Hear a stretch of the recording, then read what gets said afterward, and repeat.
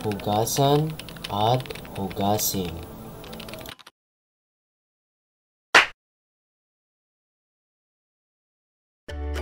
Ivan, hugasan mo ang mahugas yan sa labang.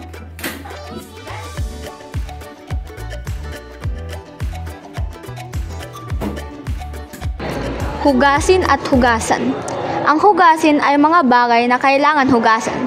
Samantalang, ang hugasan ay hugasan ang isang bagay. Ivan, hugasan mo ang mahugasan sa labang.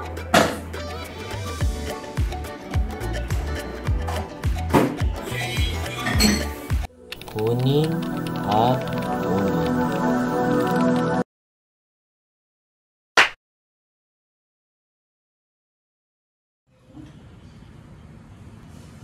JC, kunan mo yung cellphone ko sa upuan.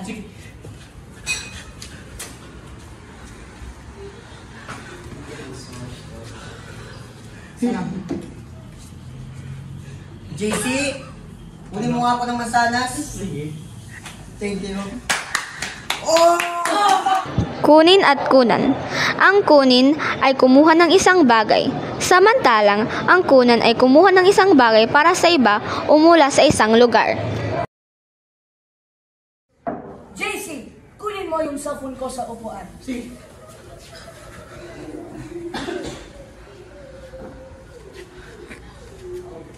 Salamat. JC, kunan mo nga ako ng mansanas. Lakaran at lakarin.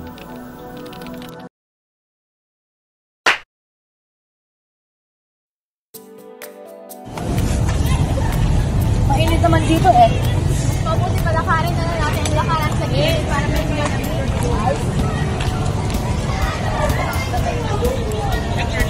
Lakaran at lakarin. Ang lakaran ay ang kilos ng paglakad sa isang bagay o lugar. Samantalang ang lakarin ay tumutukoy sa paglakad patungo sa isang lugar o paglakad ng isang distansya.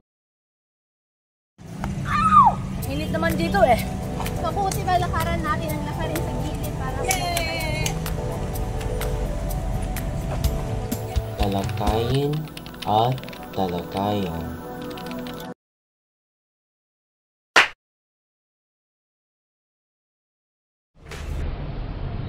Talakayan natin ang mga isyu sa isang talakayin.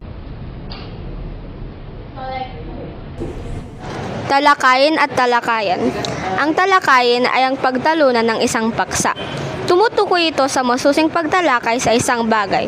Samantalang, ang talakayan ay isang pangalan na tumutukoy sa usapan, pagpupulong o palitan ng mga ideya o opinyon. Talakayin natin ang mga isyu sa isang talakayin.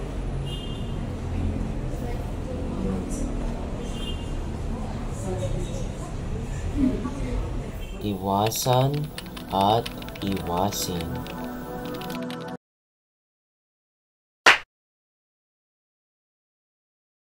Well, some people on neon road. We get some high, silver screens flashing some cowboy show, but darling, we ain't watching. iwasan natin sina Zian at Miriam para maiwasin natin Iwasan at iwasin. Ang iwasan ay pangkalahatang pag-iwas, samantalang ang iwasin ay direktang pag-iwas. Well, Sunday it's slow and the neon glows. Tickets in hand, parking lot by. Silver screens flashing some cowboy show, but darling, we ain't. iwasan natin sina Zian at Leonel para maiwasan natin ang kanilang maling ugali. Inan at kainin.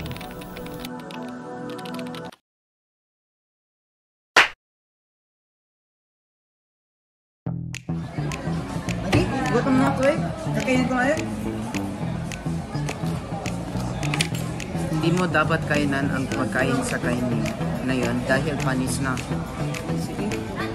Yan ba lang isa kantin? Kainin at kainan. Ang kainin ay ang pagkain ng isang bagay, samantalang ang kainan ay ang lugar kung nasaan ang pagkain.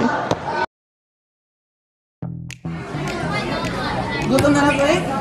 Kakainin ko na ngayon. Hindi Hindi mo dapat kainin ang pagkain sa kainan na yon dahil panis na. Dito na ito sa kantin. Yan. Bilangan at bilangin.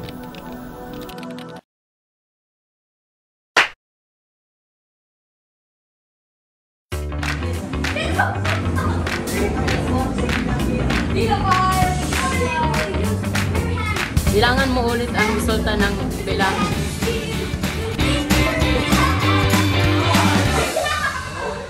Bilangin at bilangan. Ang bilangin ay ang mismong pagkilos ng pagbibilang, samantalang ang bilangan ay ang lugar o proseso kung saan nagaganap ang pagbibilang.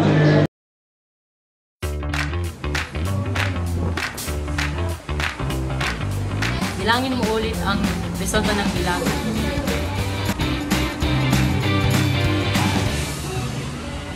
Alisin at alisan.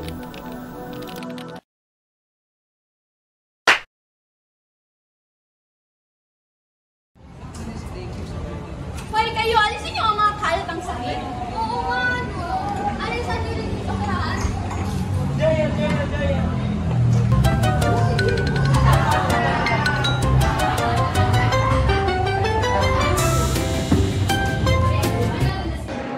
Alisin at alisan. Ang alisin ay alisin o tanggalin, samantalang ang alisan ay alisin para sa iba o mula sa isang lugar. Hoy kayo, alisan niyo ang mga kalat ang sakit. Oo nga, no. Alisin niyo rin ito lahat.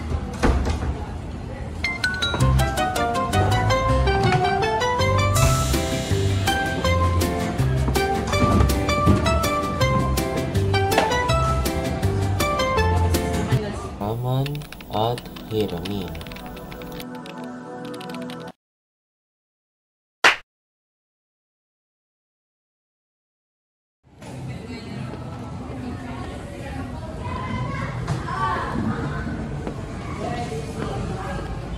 Kuya, saan po ako pwede mamanap ng hiramin ng ballpen?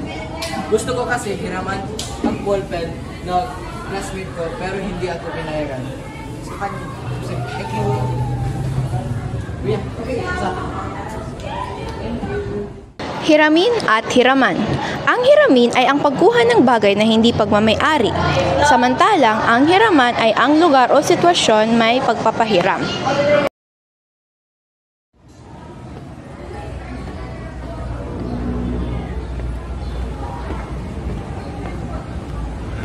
Kuya, saan po ako pwede humanap ng hiraman ng ballpen? Gusto kasi hiramin ng ballpen ng classmate ko, pero hindi ako pinayagan. Sige, thank you.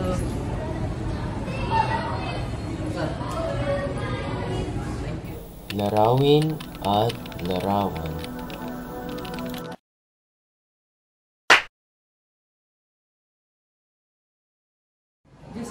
Gawin mo ang diamond dito. Bago mo ang larawan sa akin.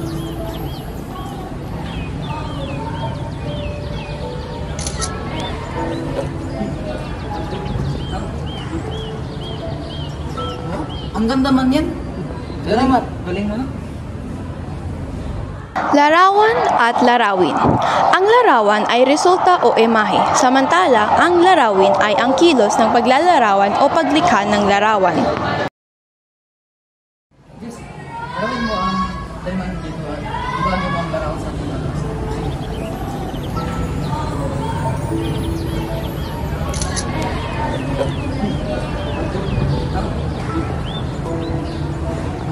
Ang ganda man yan.